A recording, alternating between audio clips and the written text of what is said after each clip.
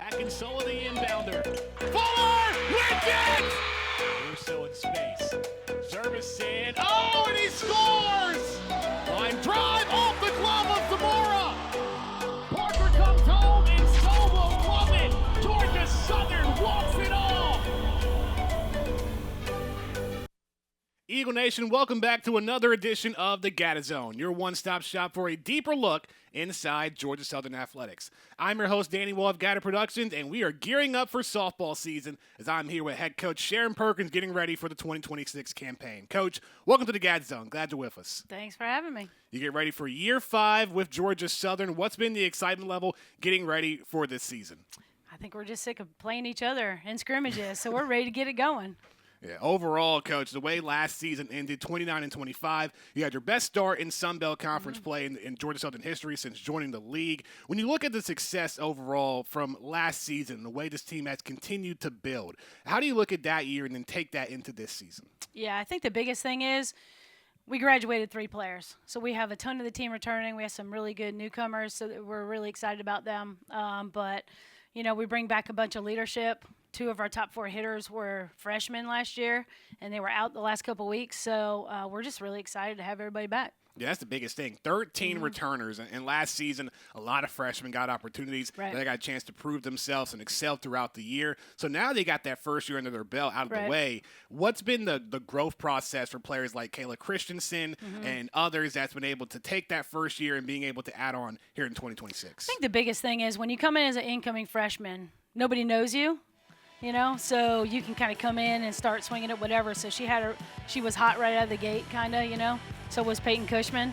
And then after that, people kind of can see how to pitch you, but they did a great job of just continuing to grow and make adjustments. So I'm hoping that we see that with kind of the newcomers that we have coming in. I think we're a lot deeper this year in positions. We can give kind of some of our older kids, our returners, a break certain days during the tournament play. So I'm really excited to see what we got. Yeah, I mean, you had 8 freshmen this year as well, just one transfer. When you look at the senior leadership overall, we're going to speak with Emma Davis later on in the show, but how has the senior leadership really worked with the younger players and how everyone's just gelled together? Yeah, I'd like to say it starts day one, but I think it starts before they even get here. I think there's a lot of really good communication with everybody, you know, before they even get to campus. And then once they step foot on campus, our upperclassmen have done a great job just bonding with them, making time with them, you know, having one-on-one, you know, sessions with them and whatever it takes, just working with them after practice on certain technique things or just sitting down and talking with them. And with the coaching staff, you bring back Jake Sandlin as your hitting coach, could be Kroll, grad assistant, but you do add a new pitching coach in Courtney Radke. She's been the last 2 seasons at Florida Gulf Coast. You actually played at FGCU last year in the tournament. When Coach Radke came in last summer and has worked with the pitching core this year, what has that relationship been like and how she's worked with your staff? I love Radke anyway. I mean, she was a great pitcher in her own right, you know, so then when she's able to translate those things that she's already done at this level, you know, at a high level of it, we've got some newbies too, you know, so we've got seniors that are really excited and they really had a lot of growth over the fall. And then we've got a transfer, and then we have 2 freshmen that are coming in and are just totally new to everything, and they're just sponges. Well, we're going to look deeper into the upcoming schedule when we come back after the break. So keep it locked here on the GATA Zone.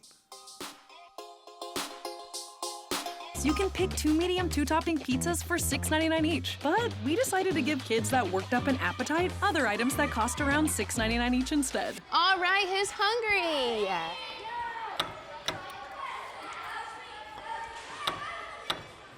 A little small. Still hungry? Yes. All right, who likes pizza? No matter how you slice it, Pizza's way bigger than a burger. Can I get 2 slices? you get more with Domino's $6.99 pizzas.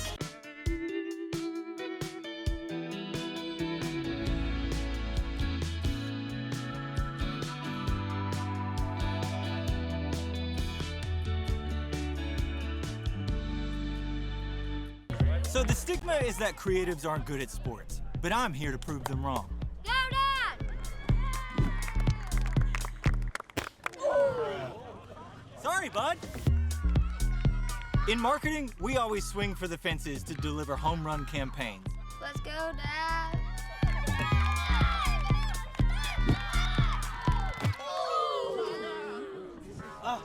Sorry. At the end of the day, you want your numbers to be high. Let's go, Dad. Okay, so we may not be the best at sports, but we can take your brand to the next level.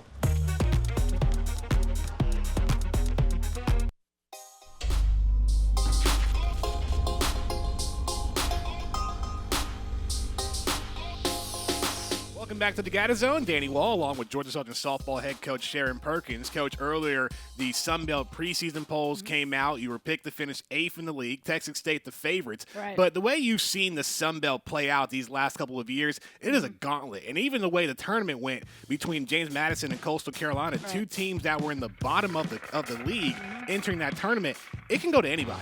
Yeah, that's how I felt going into last season to the tournament. It was kind of anybody's ball game.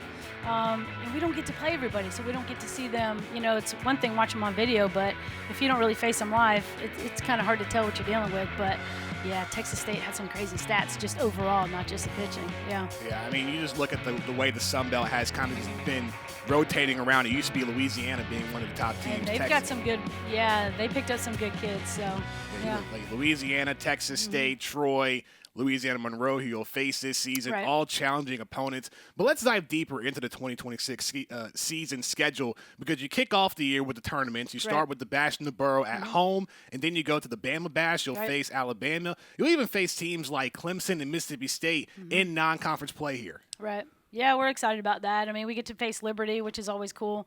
I don't think we've ever played them anywhere I've been. So it's nice to be able to get out there and play in, you know, a huge environment with, you know, fan support and all that. So it's really cool.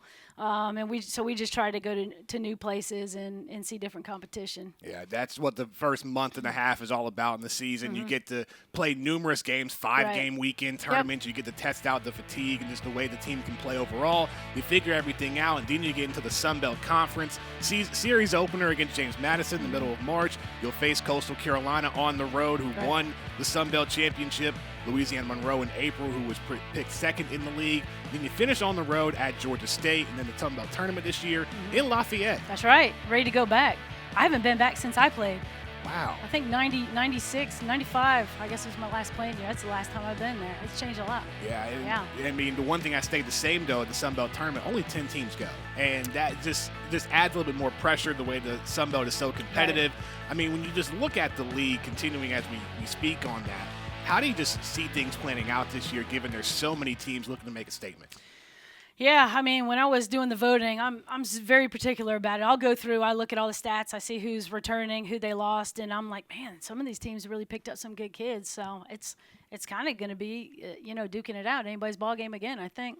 Yeah, I think pitching was the big thing as well throughout the Sun Belt. So now having Coach Radke on this staff and what she did at Florida Gulf Coast, I mean, when you look at your pitching core overall, 5 pitchers, just 2 returners in Elena Barnard and Bailey Holland, is how do you look at that group looking to impact getting in the Sun Belt play? I'm excited because they have a lot of experience. I mean, they've pitched the 4 years they've been here. You know, this is their 4th year. So they've got a lot of – they've been seasoned. They've got a lot of game experience. So I'm not real worried about them. We know what we're getting out of them. The team knows how to play defense behind them, which I love.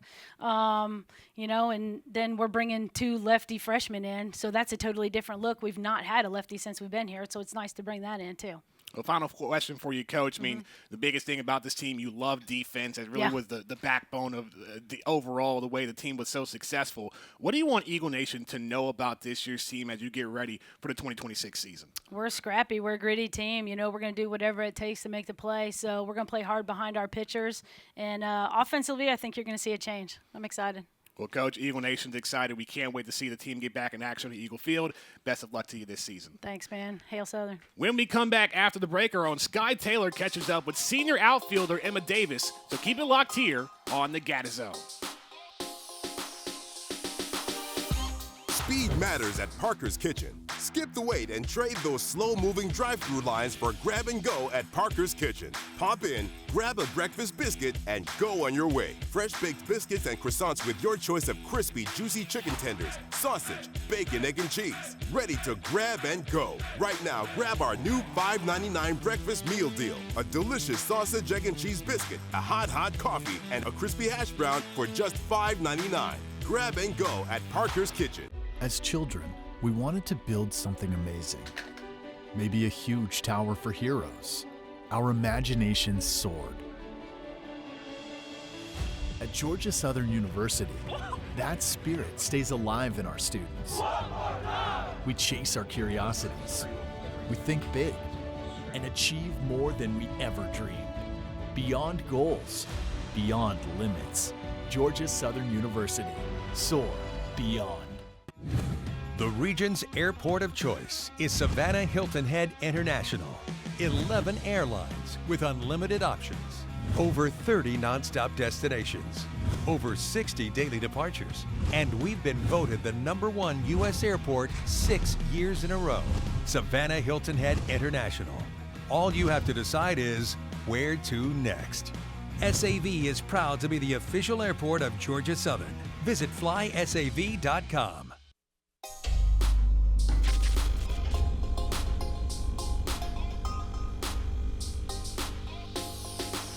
Welcome back to the GATA Zone. I'm Sky Taylor, and I'm here with senior center fielder Emma Davis. Emma, welcome to the GATA Zone. Thanks for being here. Thank you for having me.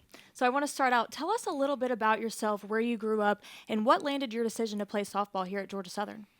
I played softball my whole life. It was kind of something I fell in love with at a young age, and I couldn't imagine a day where I couldn't get to do it anymore, which is coming up soon, which is kind of sad. But yeah, I grew up in North Texas, and then my family moved to east of Atlanta, Georgia. So I went to Grayson High School and played softball with all my best friends. And then Perk got the job here, and we got in contact, and it kind of felt like a no-brainer. It felt home right when I stepped on campus. Last season, you led your team in hits, runs, and stolen bases. When you reflect back on that, what are you most proud of? I'm proud of our team. I don't think that I could have done it without them.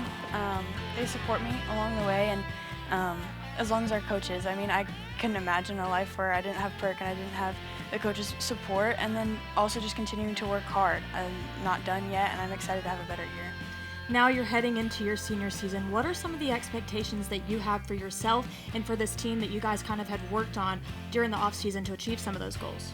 Just playing to our own strengths. We're not always going to be the fastest. We're not always going to hit the ball out of the park every time, but we know that we're the best at what we do, and so we're going to continue to push that.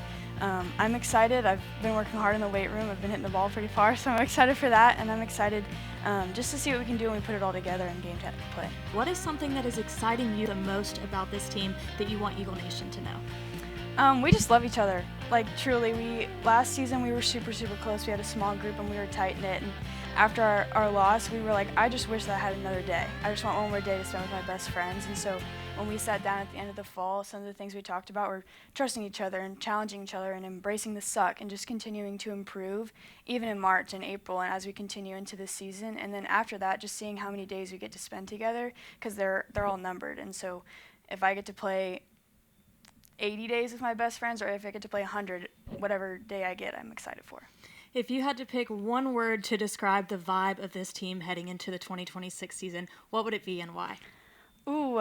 I think just exciting. We've got a lot of new faces. We've got a lot of talent, and so we're going to surprise a lot of people along the way, but it's not a surprise to any of us. Well, Emma, thank you so much for joining us. Best of luck this season. Thank you for having me. And a special thank you to our host, Danny Waugh, and Georgia Southern head coach, Sharon Perkins. I'm Sky Taylor. Thank you for watching the GATA Zone.